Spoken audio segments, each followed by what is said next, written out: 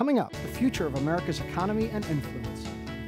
Whether or not the United States remains a center of world innovation, for example, is up to the U.S. Financial Times commentator Martin Wolf gives a European view on America's economic, society, and politics. It's just ahead on Global Ethics Forum.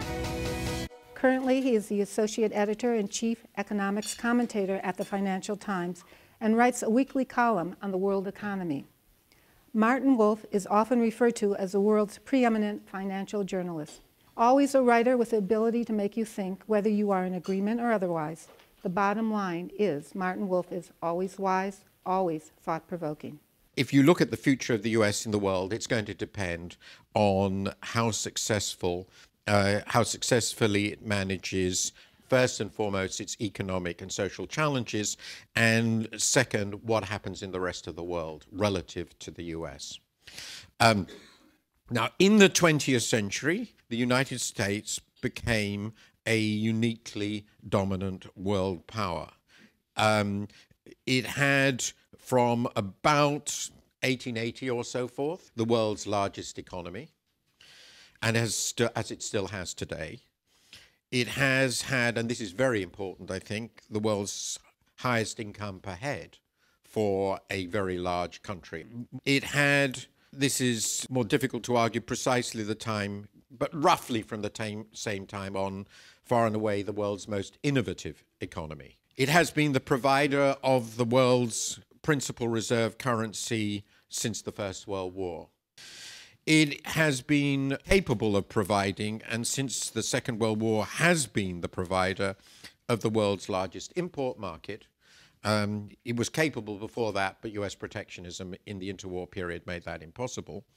And because it was the provider of the world's largest import market, it, as a single entity, it could largely determine the nature of the world trading system. It was the model of democratic values. It was the model for most people of what cultural modernity meant.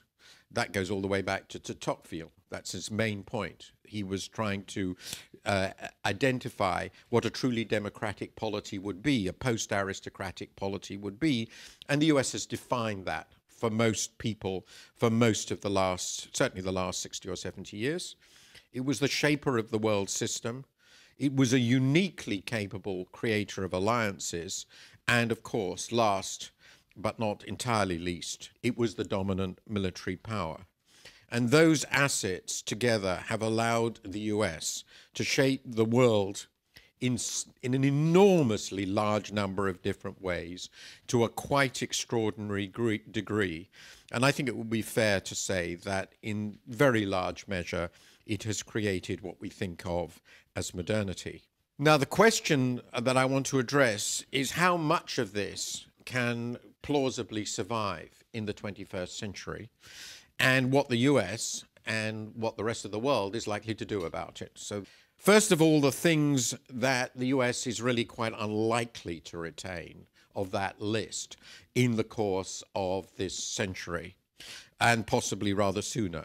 First, it is quite likely, nothing is certain in economics, but it is really quite likely that the US will cease to be the world's largest economy on any measure, either PPP or conventional market prices, by not later than the 2020s. Could well be before that. The replacement will, of course, be China, unless it blows up. But I have a basic, fairly simple view of what's going on here. China's population is going to peak at about 5 times America's. It will then shrink relative to the US very slowly. So the US may actually reverse all this in the 22nd and 23rd century, when the US has a population of 800 or 900 million and China has a population of 800 or 900 million. But you didn't ask me to discuss the 22nd century, and this is not going to happen in the 21st. The Chinese have basically worked out, though not efficiently and not perfectly, with enormous problems, how to industrialize, which is the basis of economic development for the last 200 years. And unless you think the Chinese are 5 times as incompetent as the US, and I don't, it is plausible that their GDP per head, which is just their productivity, will converge enough on the US level without catching up. I don't believe it's at all likely that they will catch up for reasons I don't think I can go into, that their aggregate GDP will be larger than the US. In fact, there's a very simple calculation you can make, which is this. If the Chinese manage to achieve an income per head, which is an output per head, half that of the US or Europe, they will be as big as the US and Europe together in GDP terms. And to believe that the Chinese are incapable of managing to get to half our level is, I think, extraordinarily foolish. So unless there's some extraordinary catastrophe, it seems to me overwhelmingly probable that China will emerge as the world's largest economy. It will also, and in fact, it's already very close to being the world's largest market. Just behind the US as an importer, largely because the US runs a large trade deficit, China doesn't, but it's already the largest exporter in the world in gross terms. China is a resource-poor, big country. Resource-poor countries have to trade a lot to achieve a given level of income per head. And China's trade is extremely high relative to its GDP. It's in fact, interestingly, it's about 3 times as high as the US trade relative to its GDP. Now, even if you assume that China will become less open than it has been, and it is extraordinary, largely, of course, because of the role of the processing trade and also because of its dependence on imports of raw materials, you have to assume that it's not going to converge on US levels of openness. And since it's not going to converge on US levels of openness and it's going to have a larger economy, it's going to have a larger market. So China will increasingly determine the world's pattern of trading relations. I think we have to assume that will happen, and it will become decisive in determining how the trading system works over the next 20, 30 years.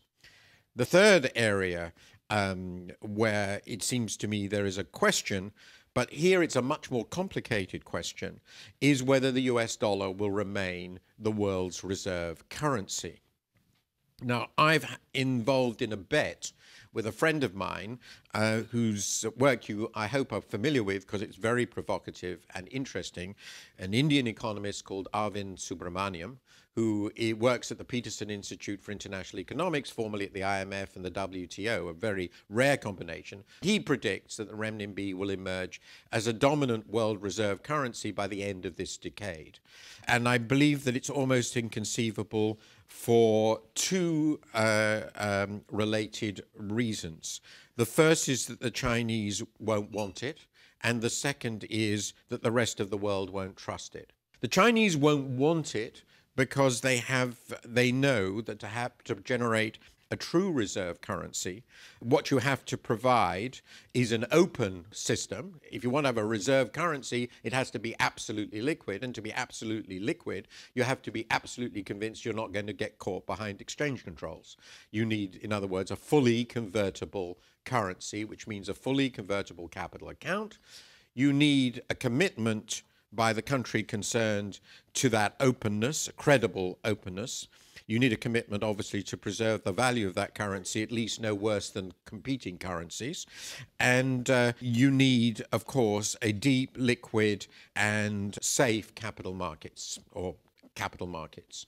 The US Treasury market and US capital markets, the US commitment to an open capital account, and the fundamental trust in the US legal system, at least as it relates to the characteristics of this class of assets, has been, along with, of course, the scale of the US and all the rest of it, the guarantor of the value of the dollar as a reserve currency. And I don't believe that the Chinese authorities are willing or able to take the gambles involved in, and may not be even able politically to move in that direction in the short run.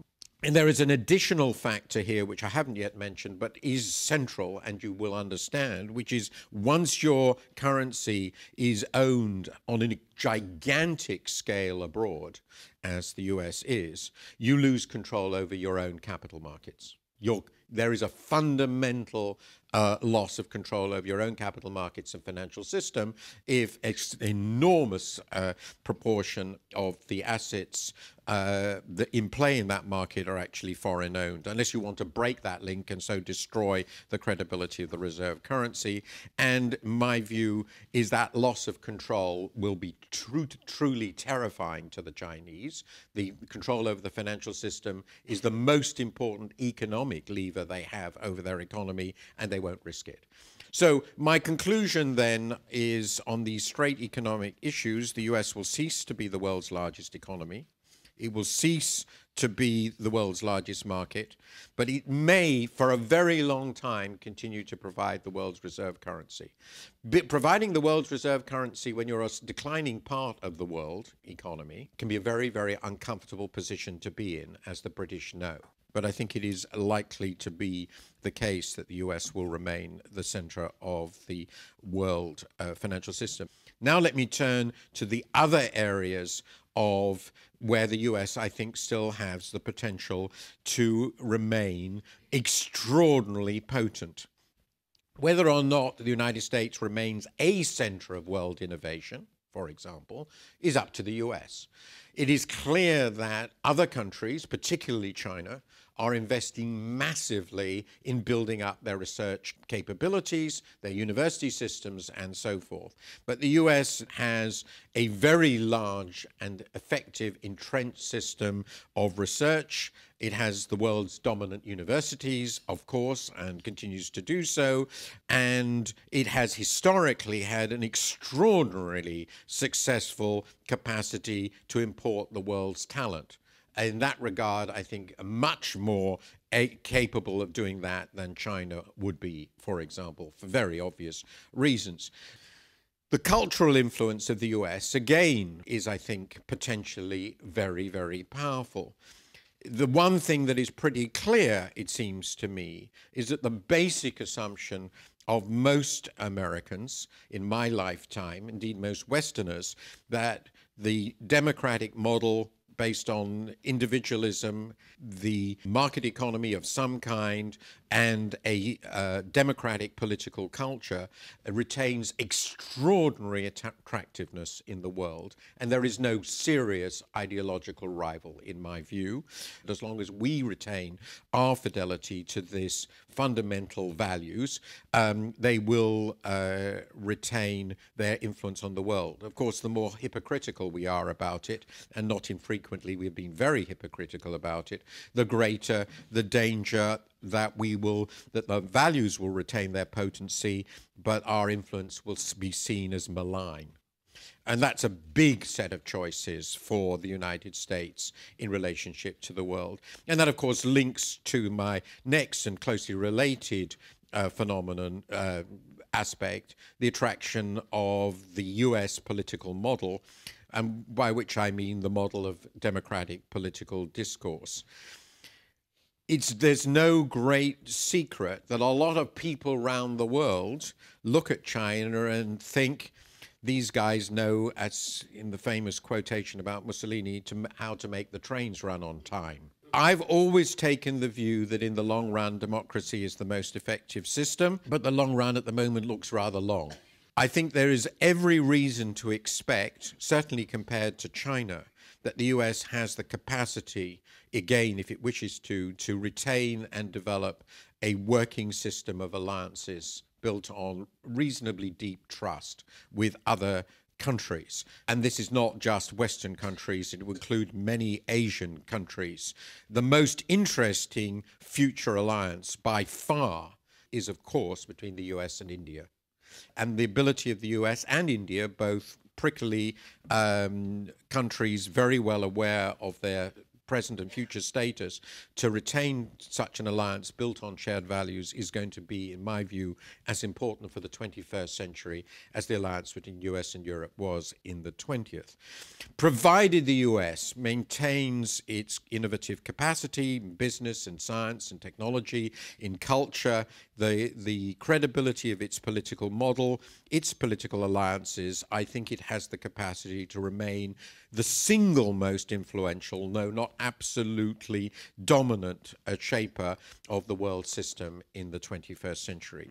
How much of this is in the US control and how much of it is not? China's performance is not in the US control, nor for that matter is India's or really anybody else's. But of course, the US does have a large number of areas of policy which it can determine for itself.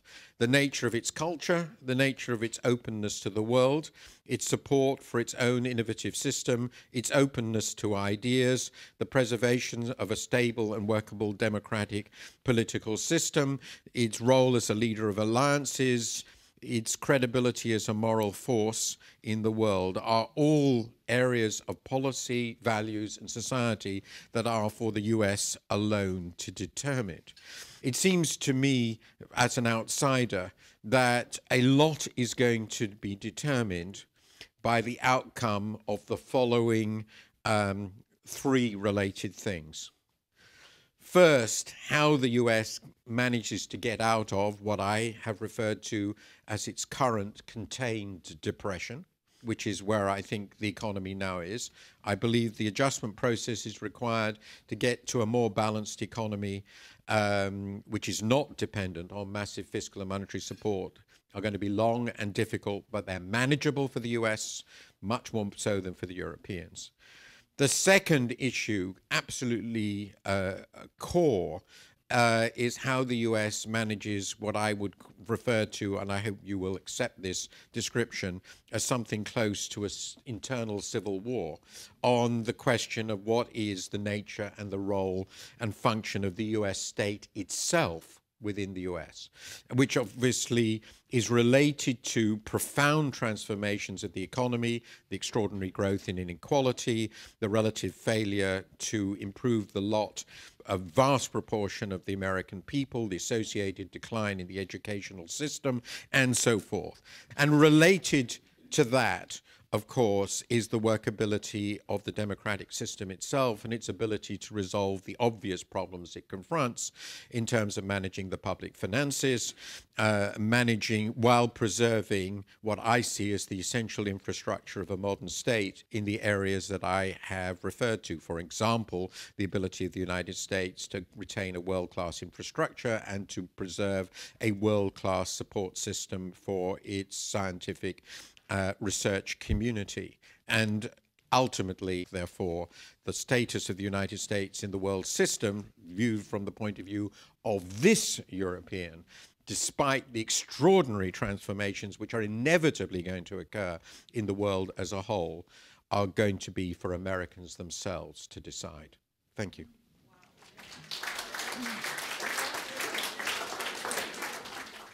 Today, the American mindset seems to focus more on consumption than in relation at the expense of savings and investment.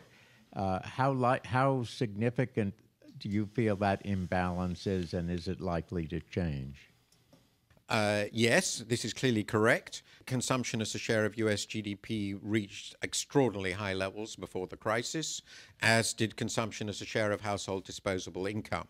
Neither was sustainable, and the main reason for what I call the contained depression is that it is normalizing. I'm not going to get into the issue of what the normal will be, because that don't have the time, but it's clearly lower than it was. That raises two big questions. What fills the hole? And the answer at the moment, by the way, is quite clear. It's the fiscal deficit. And what should fill the hole? And the answer to that is clearly investment. If you look at the US compared to its peers, it's not so clear, I think, that private corporate investment is, at least on a structural level, unreasonably low. if you look at the rise of productivity in this economy and the capacity to generate and remain at the frontier from the private, non-financial corporate sector, it's not clear to me that much more investment at home would benefit them. Now, that raises a demand question, which is very profound because their profits are enormous and they're investing rather little. But I think it's actually rather difficult to see how you would raise that dramatically, though I think it would be interesting to discuss, I don't have the time, what sort of changes in the tax and other systems would encourage corporations to invest more at home. But at the best, I don't think we're talking about more than a couple, 2 or 3 percentage points of GDP, maybe 4, not more than that. I actually think that, and it's pretty obvious to me, and the same applies to Britain, that the crying mission is public investment. That what is needed is a higher level of public investment in infrastructure or public investment coinciding with private investment in the research facility, research system, and all the rest of it. What about the cracks in our armor that we're seeing? The U.S. is the largest debtor on the planet, huge budget deficits as far as the eye can see. Of course, our trade imbalances, a weak dollar, albeit with the biggest ant in the tall grass, and the last point, our leadership paralysis. How do you address this?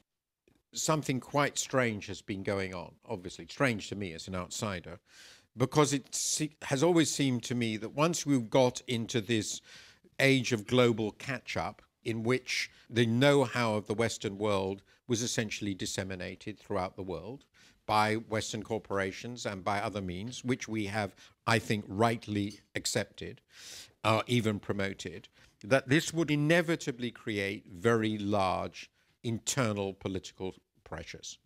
And the reason for that, which I don't have time to go into in detail, and here I think the US and Europe are not fundamentally different, is that we created a sort of political settlement in the middle of the 20th century, which was based on certain ideas about the relationship between the citizen and the state, the supportive state, with varying degrees of activism from the Scandinavians at the one end to the Americans at the other, but nonetheless a much larger and more active welfare-providing, insurance-providing state.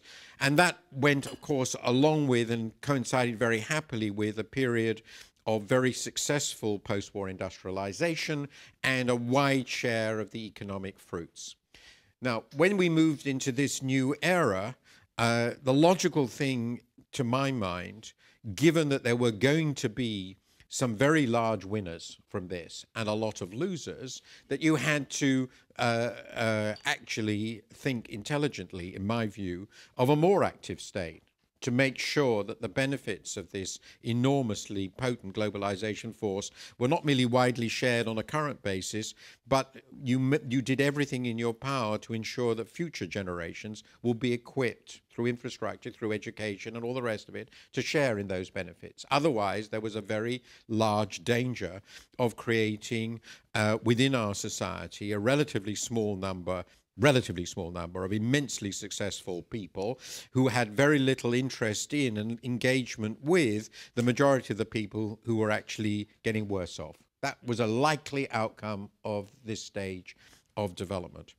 What I had not really expected is that a very large proportion of the middle class would apparently, for whatever reason, in the United States, agree that the sensible thing to do in this situation was to dismantle the state. That was never really occurred to me.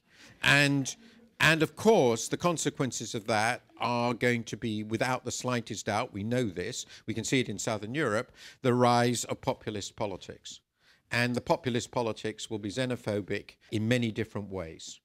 So I think the rise of this sort of politics in the US, you might call very broadly Tea Party politics, has been, to me, both a puzzle and it's clearly a danger. Now, could there be an alternative to this? And that relates to your other issues. And my view is yes. The striking feature of the US to any outsider is, I'm sorry to say this, is you don't pay any tax. The federal income tax at the moment generates about 6 or 7% of GDP, which to a European is a joke. Now, even if you throw in all the state and other taxes, the US is taxing itself at way below 30% of GDP. That's not enough to support anything like a modern state in current circumstances, in my view.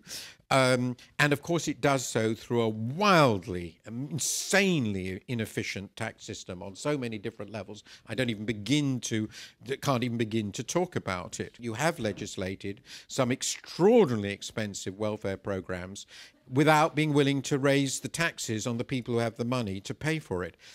This is a reflection of a political dysfunction of a high order, and all of which is incredibly easy to resolve technically and obviously politically impossible. And technically, since the US has a relatively high underlying growth rate, it has the lowest tax burden of any developed country. It has an incredibly inefficient healthcare system. You pay for your Medicare, you pay as high a share of GDP as we do for the entire NHS, which covers the entire country. And I'd like to point out our life expectancy is longer and our infant mortality is lower. So basically nuts. If you talk to moderately sensible professionals on either side of the ideological divide, though not at the extremes, it really wouldn't be very difficult to devise fiscal reforms, expenditure reforms, which provided the necessary ingredients of a modern and successful state, dealt at least in substantial part, though not fully, with this what's happening in income inequality. You can't deal with that fully, and sustain a reasonably functioning US state. I think all of these are eminently possible, but I am beginning to be concerned that it won't happen. Believe it or not, you could have a universal, a single-payer health system with lots of competition among providers, and it would cost you much less than your present health system, and it would cover everybody.